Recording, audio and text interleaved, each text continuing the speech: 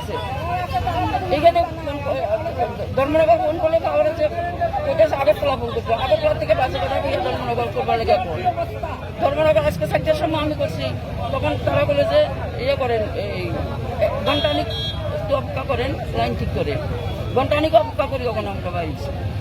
আচ্ছা, এই যে আপনারা যে বিদ্যুৎ যন্ত্রণায় ভুগছেন, এটা কোন জায়গা? এটা আমরা সাউথ নাইপাড়া 12 নম্বর ওয়ার্ড, পৌর পরিষদের 12 নম্বর ওয়ার্ড। আমি কাউন্সিলর পরিষদের।